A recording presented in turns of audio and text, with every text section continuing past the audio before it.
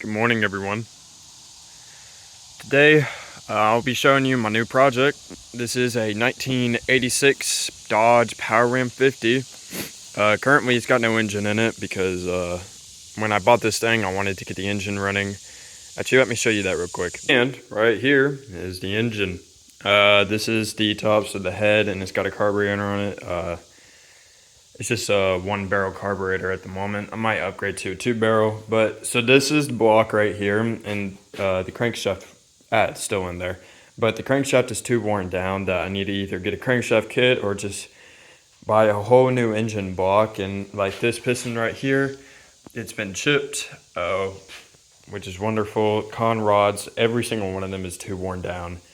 So what I'm trying to do is just buy a whole new engine, but if I can, and it'll be a lot cheaper if I can just buy a long block that's got the crankshaft, the pistons, and it's also got like the tensioner and the oil pump in there. Because I mean, that would be just fantastic, because this right here, the head is in phenomenal shape. Probably what happened is the last owner ran it till it was dry on oil, and that's what happened is the rod bearing threw out the oil pan. Where is the oil pan? There it is. And I don't know if you can see it on camera right there, but there's a lot of metal bits in there. And a lot of them I've taken out and collected. Is there anything? Yeah, like that right there. That was just casually laying in there. So, yeah, if I can find a long block just for that, that would be like incredible. But we got our 86 Dodge right here. And let me tell you, this thing is actually in pristine shape, except for the fact that there is a little bit of rust going on underneath the doors, and in the back, the paint is a little bit stripped, but I mean, I can repaint that, of course. And I removed the bed lining in here because, I mean, I don't really want a bed lining. The bumper right here, you can notice is a little bit cocked down to the south near the right. So what happened supposedly is that a minivan ran straight into this and bent the bumper, totaled the minivan, but hey,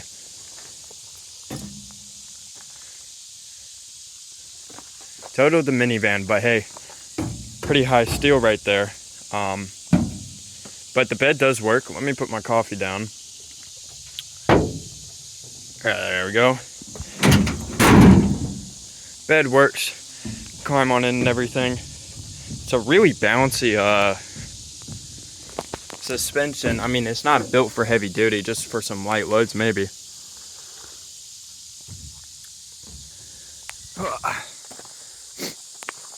Now, like, maybe if I can, like, holy smokes, that's heavy. I gotta find proper footing. And I don't want to drop my coffee, that's why there it is. Oh, wait, I could use my knees. There we go. Alright, but let me show you the interior. The interior is actually really nicely built, except for the window. So what happened here is I was doing something, I broke the window. So now there's blue tape protecting it from the weather, and when I'm driving, I'll just take the window completely out. Owner doesn't know where the door panel is. He lost it. But this is the inside. Really nice. This thing's got about 195,000 miles on it. 195,500 miles on it. It's a 5-speed manual with a 4x4 range selector. It does have AC, but it doesn't work at the moment, especially since the fact there's no engine in it. But it's pretty cool, you know, to turn on the hazards, you pull that up, and these are like, you know, just normal stuff. These operate the windshield wipers. You got your rear view mirror right there. And then you got these cool sliding glass doors. If you know, I've never actually owned a truck before, so I never knew how to operate that until I got this truck. And it is pretty cool. And of course, these are the roll down windows. So if we go over here and if we roll this down, it's pretty cool. Don't do it from the driver's seat. It's a little harder to get up. But it even came with seat belts, which is incredible. And the seat belts are actually in really good shape.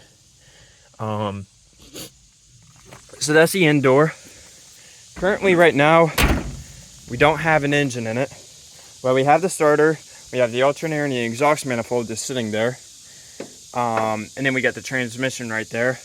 This engine did have a brand new clutch on it, but one of the problems is that when the guy who replaced the clutch in here, when he was putting the bearing between the flywheel and the clutch, he didn't put it in correctly, and so it's flip-flopping around, which also might have caused the oil leak and everything else. So, but this is my new project, and hopefully I can update you guys in the coming weeks or months if I get an engine. If I get an engine, I'm gonna record that whole process. Actually, I got these cool like Meta Ray-Ban glasses that I'm trying out, and I might record using them if I cut my hair down a little bit. So yeah, till next time.